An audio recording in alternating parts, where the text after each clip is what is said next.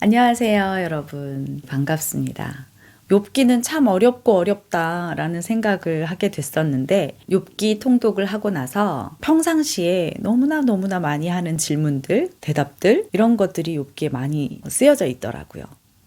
교회를 다니면서 고통을 당하는 사람들에게, 고난을 당하는 사람들에게 주변에서 들 많이 하잖아요. 예수 믿는데 왜 그러냐? 네가 죄를 지었으니까, 하나님 앞에 바로 살지 못하니까 라는 그런 생각들을 보통 하게 되는데요. 그런 생각들은 대체로 권선징악이라는 예로부터 전해져 내려오는 유교적인, 불교적인 그런 사상들이 맞물려져서 생겨나는 믿음이죠. 사실 성경에는 하나님을 믿으면 복을 받는다라는 말도 있지만 그 복이 절대 물질적인 축복이나 우리의 일신을 위한 그런 축복이 아님을 여러분들도 잘 아실 겁니다.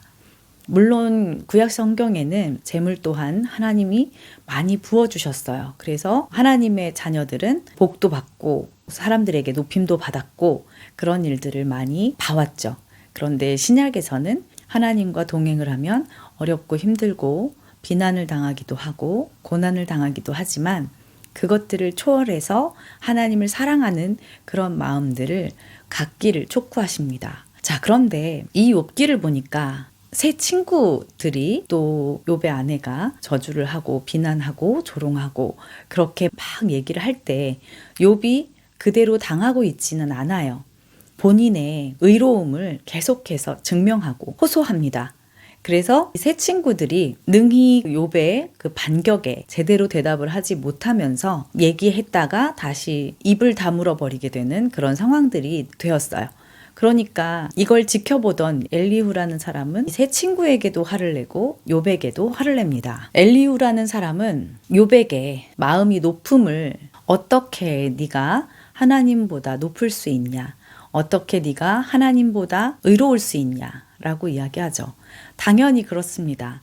하지만 욥은 어떤 모습이었냐면 분명히 본인이 고통을 당하고 힘들고 어려운 상황 속에 있지만 그렇지만 그 고통이 하나님께서 허락하신 일이다. 나는 하나님 앞에 잘못하고 내가 득죄하지 않았음에도 하나님이 나에게 허락하신 일이다. 무슨 뜻인지 모르겠다. 하지만 이것이 결코 나의 죄로 인해서 나오는 게 아니다. 라는 믿음이 있었어요. 나 때문에 이런 일들이 벌어진 게 아니다. 나는 이렇게 의롭게 살았다. 하나님이 분명히 나를 이렇게 사랑하시고 나를 믿는다. 그런데 하나님께서 이렇게 나한테 고통을 주셨으니 나는 정말 이렇게 죽게 되었다. 너무나 고통스럽다. 그런데 하나님이 왜 나한테 이런 일을 하셨는지는 모른다. 이렇게 계속해서 이야기했죠. 엘리후는 이제 막 장황하게 얘기를 합니다. 이런 잘못을 저질렀기 때문에 이런 일들을 당하게 되는 거다. 왜 네가 그 사실을 깨닫지 못하냐. 네가 하나님이 하지 말라는 걸 했고 하나님이 하라는 걸 안 했기 때문에 네가 이렇게 고난을 당하는 거 아니냐. 왜 너는 인정하지 못하냐라고 계속해서 정말 길게 장황하게 마구 쏟아붓습니다. 화를 내면서. 네, 그 와중에 하나님께서 욥에게 직접 말씀하십니다. 38절에 폭풍우 가운데 하나님께서 말씀하시는데요. 무지한 말로 생각을 어지럽히는 자가 누구냐? 대장부처럼 허리를 묶고 단단하게 당당하게 말을 해라. 나는 이런 존재다. 나는 이런 하나님이다. 이렇게 대답하라고 말하는 거죠. 나는 이렇게 전능하신 하나님이다. 나는 전능자다. 그런데 왜 너는 말을 하지 못하고 있느냐? 말을 이렇게 당당하게 해라 라고 이야기를 하죠.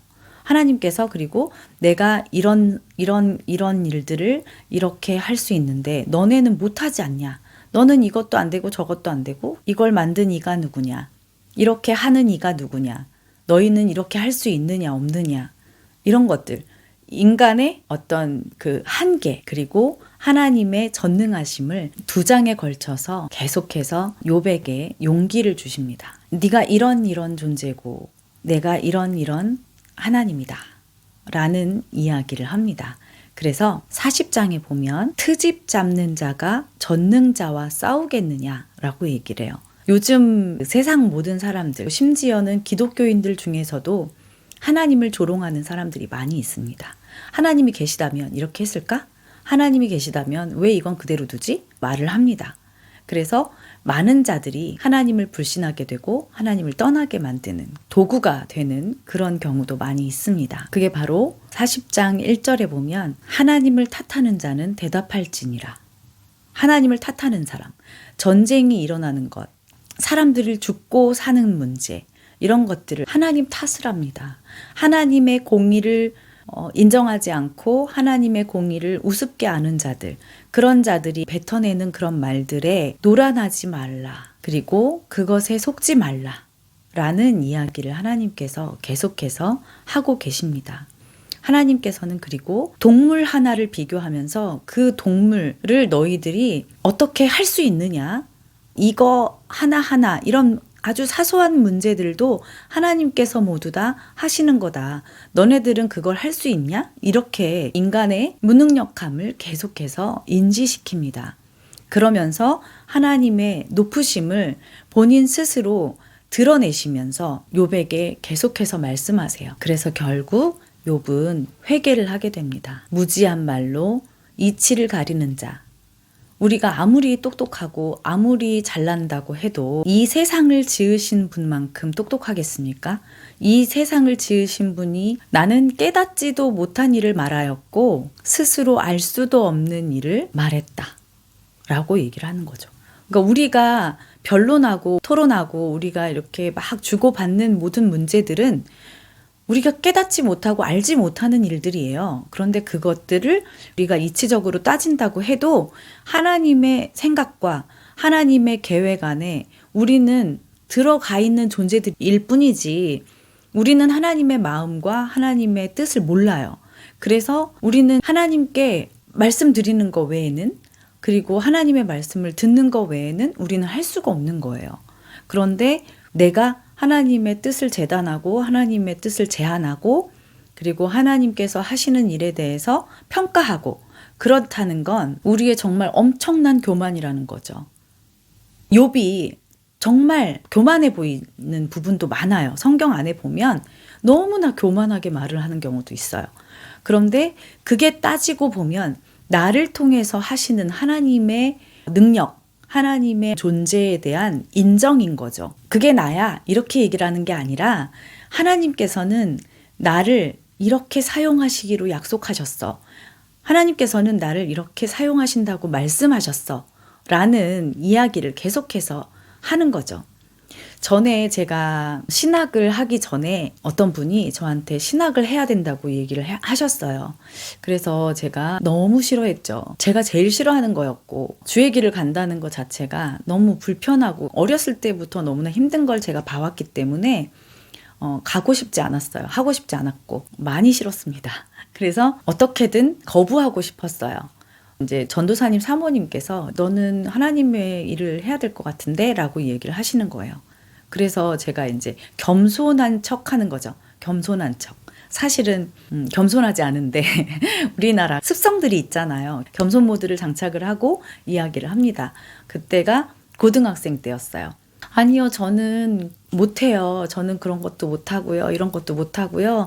아니에요, 못해요. 라고 얘기를 했어요. 그랬더니 그 사모님이 정색을 하시면서 정말 엄청 화를 내시는 거예요. 당황스러웠죠. 왜 이렇게 화를 내시지? 그랬어요. 근데 그 말씀의 요지가 뭐였냐면 네가 뭔데 하나님을 마음대로 재단해. 네가 뭔데 하나님의 생각을 마음대로 제안해. 라는 얘기예요. 저는 그때 충격을 좀 받았어요.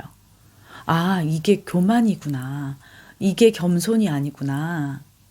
저는 이것도 못, 저것도 못해요. 아니에요, 저는 이거 못해요. 라고 얘기를 하는 게 겸손이 아니고 이게 겸손을 가장한 교만이구나. 하나님을 인정하지 않은 거구나 라는 생각을 하게 됐습니다. 그래서 그 이후로부터는 필터링이 되는 거예요. 아, 이게 내가 교만한 건가? 라는 필터를 딱 이렇게 끼운다라는 생각을 하면서 아, 그래. 하나님이 나를 통해서 이렇게 하신다고 하면 할 수 있는 거지 뭐. 할 수 있지 뭐. 왜 못해? 하나님은 하실 수 있잖아. 나를 들어서 하나님이 이렇게 사용하신다 그러면 할 수 있지. 할 수 있을 거야. 하나님께서 나를 사용하신다 그러면 내드려야지. 뭔가 이런 생각을 하는 게 고등학교 졸업하고 나서부터 계속해서 저를 따라다녔어요. 그래서 겸손과 어떤 교만함을 그때 구분할 수 있게 됐다라는 생각이 듭니다. 물론 제가 겸손하다는 뜻은 아니에요. 겸손이 상당히 어렵더라고요.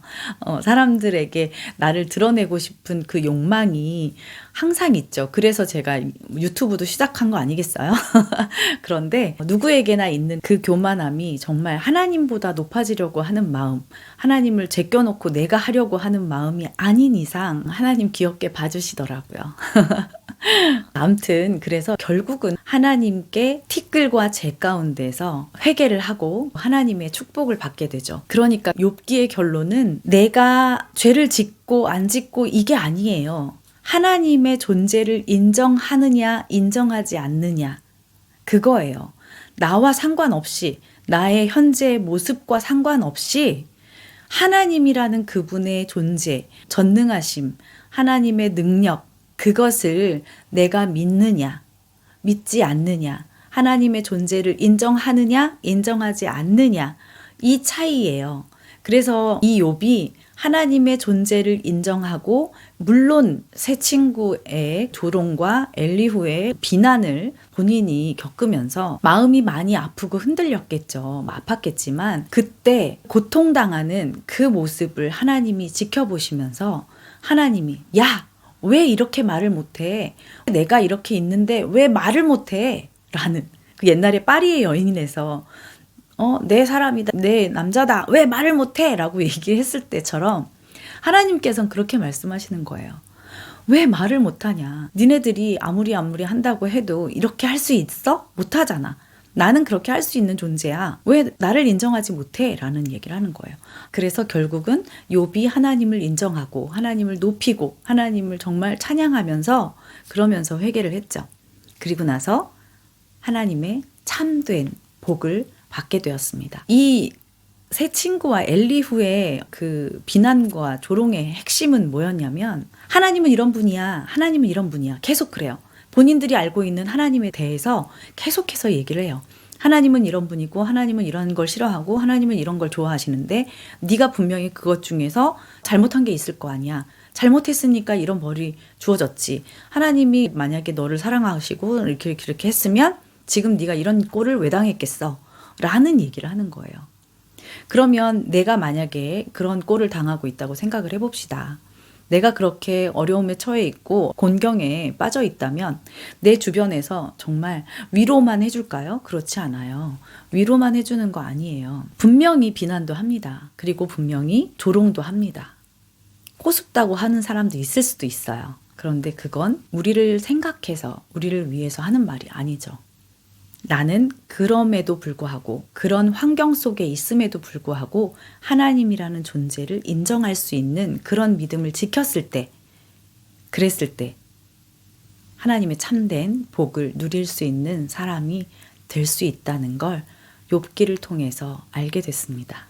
정말 값진 걸 알게 돼서 너무나 감사하는 마음으로 여러분께 나누고 싶었어요.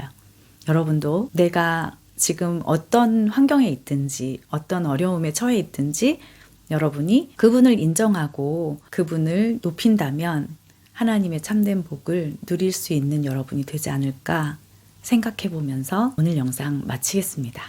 감사합니다. 다음에 또 좋은 영상으로 만날게요. 안녕히 계세요.